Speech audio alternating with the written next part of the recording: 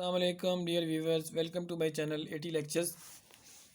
Dear viewers, आज हम solid state physics पढ़ेंगे। हमारा टॉपिक है flaws of Rutherford's model of atom. Rutherford के एटम के अंदर क्या फ्लॉज थे, तो जिनको फिर बाद में बोहर साहब ने दूर किया था। तो जो जो फ्लॉज थे रदरफोर्ड के एटम में, वो हम यहाँ डिस्कस करेंगे। सिर्फ रदरफोर्ड का जो एटम में जो फ्लॉज थे, बोहर वाला हम यहाँ डिस्कस नहीं करेंगे। तो रदरफोर्ड के फ्लॉज पढ़ते हैं हम। क्या थे? Rutherford propose A planetary model of atom. Rutherford ने कहा था कि जो एटम है ना, वो प्लानट की तरह है, यानी कि उसके इर्द गिर्द प्लानट की तरह एटम के गिर्द, न्यूक्लियस के गिर्द एटम घूम रहे हैं, इलेक्ट्रॉन घूम रहे हैं। In this model the atom consist of a tiny but very concentrated reason.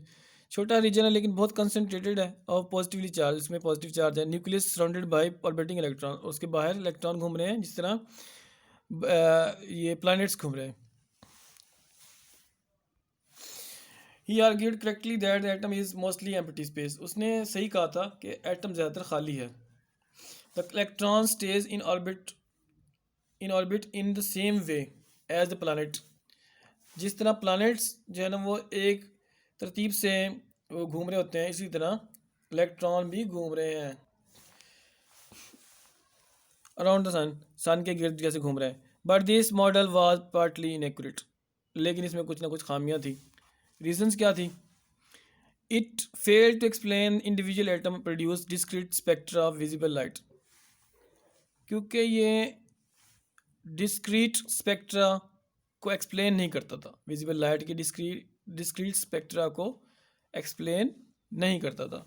According to this model, when electron accelerate in orbit, ये कहता है इस मॉडल प्लानिटरी मॉडल कहता है, जब इलेक्ट्रॉन एक्सेलरेट होते हैं, they should produce electromagnetic radiation.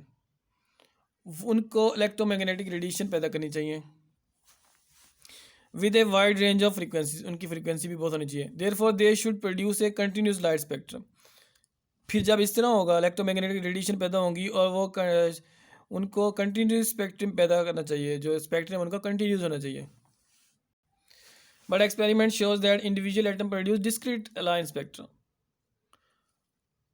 लेकिन एक्सपेरिमेंट्स तो कुछ और कहते हैं। वो कहते हैं कि डिस्क्रीट लाइन स्पेक्ट्रा आता है, कंटिन्यूस नहीं आता डिस्क्रीट लाइन। तो ये शुरू में बताया मैंने कि ये फेल हो गया है, डिस्क्रीट लाइन स्पेक्ट्रा को एक्सप्लेन करने में फेल हो गया है। दूसरा, according to this model the electron accelerate around a circular orbit. Electron circular orbit में मूव कर रहे हैं। By Maxwell theory of electromagnetism, Maxwell की थ्योरी क्या कहती है? This electron will emit energy in the form of light. ये electrons energy emit करेंगे लाइट की फॉर्म में। Therefore the kinetic energy of electron would decrease. ज़ाहिर है, जब एनर्जी खारिज करेंगे, एनर्जी इमिट करेंगे, उनकी एनर्जी, काइनेटिक एनर्जी कम हो जाएगी। Thereby decreasing the velocity, उनकी वेलोसिटी भी कम हो जाएगी। The electron would not stay in orbit. फिर वो उसमें ज़ाहिर उनकी वेलोसिटी कम हो जाएगी, तो वो ऑर्बिट में फिर स्टे नहीं कर सकेंगे, and would fall into the nucleus. फिर न्यूक्लियस में गिर जाएंगे। It means that atom are unstable generally. Atom collapse हो जाएगा। फिर इसका मतलब वो अनस्टेबल होते हैं एटम। लेकिन एक्चुअल में एटम अनस्टेबल नहीं है। अगर एटम अनस्टेबल है होता तो फिर एटम का एग्जिस्ट ही ना होता, उसका वजूद ही ना होता। तो एटम स्टेबल है। फिर रदरफोर्ड का जो मॉडल है, वो उसमें ये फ्लॉज आए।